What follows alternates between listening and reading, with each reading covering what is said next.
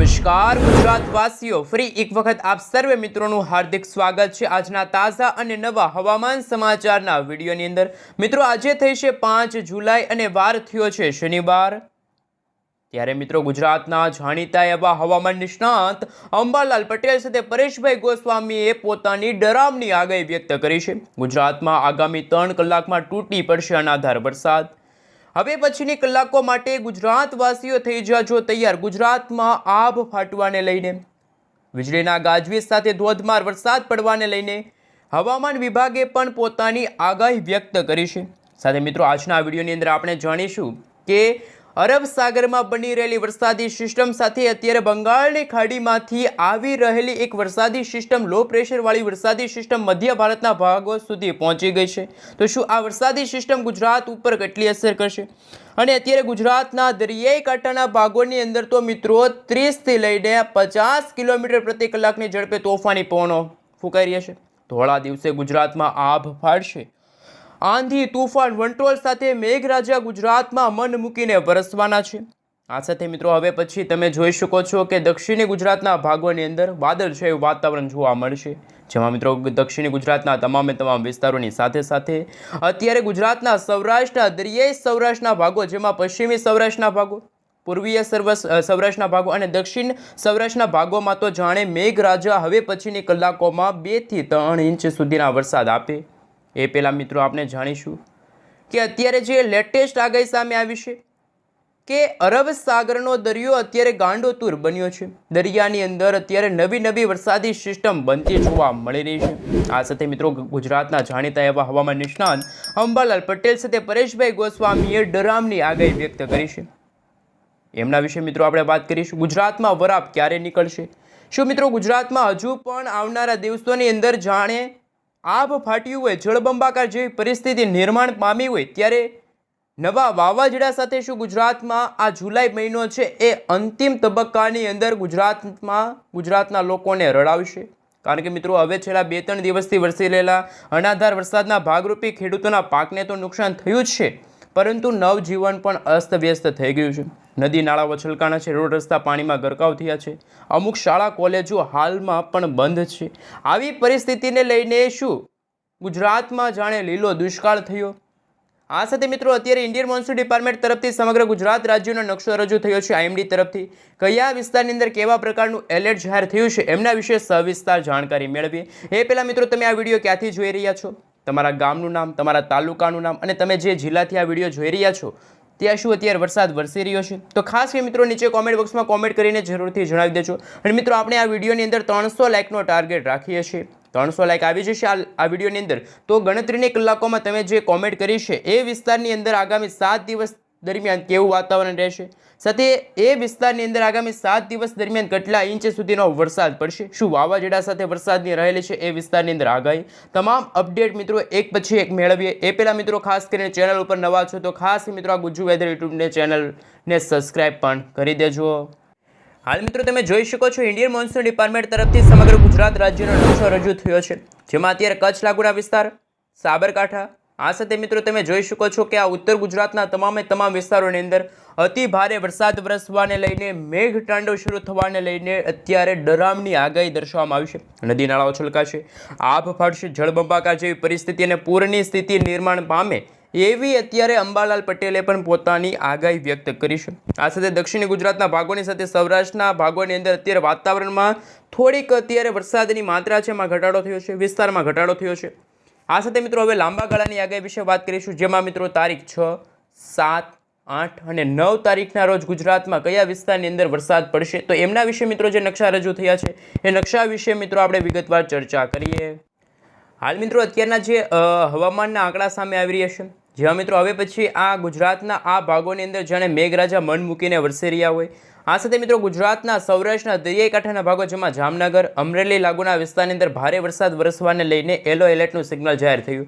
તો બીજી તરફ મિત્રો 6 તારીખ 7 તારીખનો તમે નકશો જોઈ શકો છો, ગુજરાતમાં વરસાદની માત્રામાં ઘટાડો થયો, પરંતુ દક્ષિણી ગુજરાતના ભાગોની અંદર તો જાણે મેઘરાજા મન મૂકીને વરસી રહ્યા હોય। જેમાં મિત્રો હવે પછી દાહોદ છે, છોટાઉદેપુર છે, ભરૂચ છે, નર્મદા છે, સુરત છે, તાપી છે, ડાંગ, નવસારી, વલસાડ, દમણ અને દાદરાનગર હવેલી લાગુના વિસ્તારમાં પણ ધોધમાર વરસાદ વરસવાને લઈને હવામાન વિભાગે પોતાની આગાહીઓ વ્યક્ત કરી છે. સાથે ગુજરાતનો દરિયો પણ ગાંડોતુર બન્યો. ગુજરાતના અમરેલી અને ભાવનગર જિલ્લાની અંદર અત્યારે વાદળછાયું વાતાવરણ જોવા મળ્યું છે. અમુક છૂટાછવાયેલા વિસ્તારોમાં હળવાથી મધ્યમ વરસાદ વરસી રહ્યા છે. આ સાથે મિત્રો લાંબા ગાળાની આગાહી વિશે વાત કરીએ તો હવે વરાપ જેવો માહોલ ગુજરાતમાં જામશે, જેમાં મિત્રો હવે પછી 10 તારીખ સુધી ગુજરાતના છૂટાછવાયેલા વિસ્તારોમાં માત્ર ઝાપટા સ્વરૂપે વરસાદ જોવા મળશે.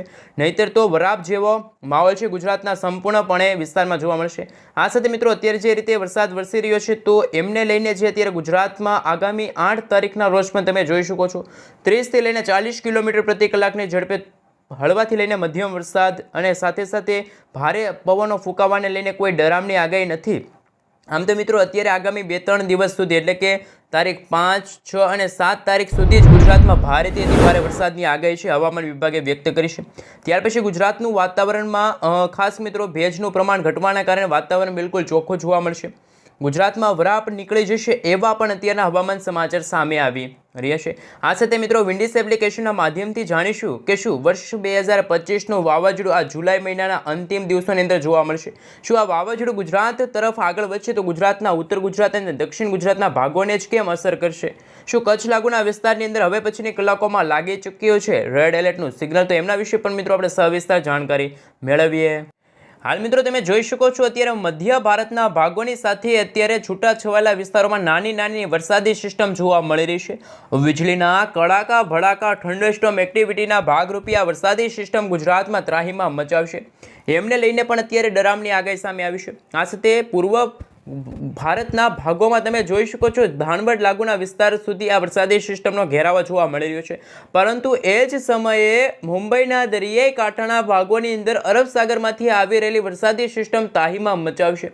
આ સાથે મિત્રો મુંબઈ આજુબાજુના વિસ્તાર એટલે કે મહારાષ્ટ્ર, મધ્યપ્રદેશના ભાગોની અંદર પણ હવે પછીની કલાકોમાં ધોધમાર વરસાદ પડશે.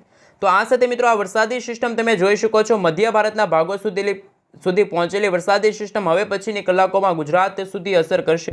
જ્યાં દર્શક મિત્રો તમે જોઈ શકો છો લાંબા ગાળાની આગાહી હવામાન નિષ્ણાત અંબાલાલ પટેલે કરી કે 7 થી લઈને 12 જુલાઈના રોજ ગુજરાતમાં 8 ઇંચ સુધીના વરસાદ છે જોવા મળશે. આ સાથે મિત્રો તમે જોઈ શકો છો વરસાદી સિસ્ટમ ક્યારેક તો પૂર્વથી લઈને પશ્ચિમ દિશા તરફ આગળ વધતી હોય તો વાતાવરણીય અસ્થિરતાના કારણે યુટર્ન લઈને ખાસ કરીને પાછી એ જ દિશા તરફ પાછી ફરતી હશે. હજુ કંઈ સમજાતું નથી કે આ વાવાઝોડા સાથે બની રહેલી વરસાદી સિસ્ટમ છે. કારણ કે મિત્રો 10 તારીખના રોજ તમે જોઈ શકો છો એક વરસાદી સિસ્ટમ ઉત્તર ભારતના ભાગોથી આવી પહોંચીને મહારાષ્ટ્ર લાગુના વિસ્તારો સુધી પહોંચશે અને આ બંને વરસાદી સિસ્ટમ જો ભેગી થશે તો એક ધોધમાર વરસાદવાળી વરસાદી સિસ્ટમ પણ ગુજરાતમાં જોવા મળશે. આ સાથે મિત્રો ગુજરાતમાં અત્યારે લાઈવ ધોધમાર વરસાદ કયા વિસ્તારની અંદર વરસી રહ્યો છે એમના વિશે વાત કરીએ તો મિત્રો આજે વરસાદની માત્રામાં ઘટાડો થયો, પરંતુ આજે બપોર અને સાંજના સમયગાળા દરમિયાન ગુજરાતના દરિયાઈ કાંઠાના ભાગોમાં તમે જોઈ શકો છો ખાસ કરીને હવે પછી જૂનાગઢ છે, અમરેલી છે, વેરાવળ છે. આ સાથે મિત્રો તમે જોઈ શકો છો ઉના લાગુના વિસ્તારની અંદર વીજળી પડવાને લઈને હવામાન સમાચાર સામે આવી રહ્યા છે. કડાકા ભડાકા થંડરસ્ટોર્મ એક્ટિવિટીના ભાગરૂપે જ્યાં જુઓ ત્યાં પાણીના દ્રશ્યો સામે આવશે. અને અત્યારે મધ્યપ્રદેશના ભાગો સુધી પહોંચેલી વરસાદી સિસ્ટમ જો પોતાની દિશા ફંટાવીને ગુજરાત તરફ ગતિ કરશે તો ગુજરાતમાં પણ જાણે આભ ફાટ્યું હોય. ગણતરીની કલાકોમાં નદી નાળાઓ છલકાશે. ધોધમાર વરસાદ પડવાને લઈને પણ પરેશભાઈ ગોસ્વામી સાથે અંબાલાલ પટેલે પોતાની ડરામણી આગાહીઓ વ્યક્ત કરી. આ સાથે મિત્રો તમે જોઈ શકો છો કે હવે પછીના દિવસોની અંદર ગુજરાતના વાતાવરણમાં થોડીક સૂકું વાતાવરણ જોવા મળશે. તડકો નીકળ્યો હોય અને ખાસ કે મિત્રો ગુજરાતમાં ચોમાસામાં જે રીતની પરિસ્થિતિ હોય છે, જે રીતે આ જુલાઈ મહિનાની અંદર જે ચોમાસાની પરિસ્થિતિ હોય છે એમની કરતાં વિપરીત અસર હવે ગુજરાતના વાતાવરણમાં જોવા મળશે. આગામી 2-3 દિવસ સુધી ગુજરાતમાં જાણે વરાપ નીકળી હોય અને વરસાદી સિસ્ટમ તો હજુ પણ મધ્ય ભારતના ભાગો સુધી પહોંચેલી છે. જો આ વરસાદી સિસ્ટમના કારણે વાદળોના ઝુંડ ગુજરાત તરફ આગળ વધશે તો ગુજરાતના ઉત્તર ગુજરાતના ભાગોને સાથે દક્ષિણી ગુજરાતના ભાગોને આ વરસાદી સિસ્ટમ છે ખૂબ જ અસર કરી શકે છે. તો ગુજરાતમાં જાણે મિત્રો ગણતરીની કલાકોમાં જાણે મેઘરાજા મન મૂકીને વરસ્યા હોય એવા દ્રશ્યો સામે આવશે. તો બીજી તરફ વરાપ નીકળી હોય એવા પણ હવામાન સમાચાર છે એ સામે આવવાના છે. આ સાથે મિત્રો અત્યારનું સેટેલાઇટ પિક્ચર પણ આપણે જાણી લઈએ તો અત્યારે ગુજરાતમાં કોઈ ભારે વરસાદની અત્યારની આગાહી નથી, પરંતુ કચ્છ લાગુના વિસ્તારની અંદર અત્યારે વાદળછાયું વાતાવરણ જોવા મળી રહ્યું છે. આ સાથે મિત્રો ગુજરાતના છૂટાછવાયેલા વિસ્તારોમાં હળવાથી મધ્યમ વરસાદ પડશે. કોઈ ભારેથી ભારે વરસાદ વરસવાને લઈને પણ હવામાન વિભાગે કોઈ પણ પ્રકારની આગાહી વ્યક્ત કરી નથી. આ સાથે અમદાવાદ છે, વડોદરા છે, આ સાથે દાહોદ લાગુના વિસ્તારની અંદર પણ વાતાવરણ છે એ થોડુંક વરસાદી વાતાવરણ જોવા મળશે. આગામી 3 થી 4 દિવસ સુધી ગુજરાતમાં વરાપ જેવો માહોલ નીકળશે, તો ખેડૂતો માટે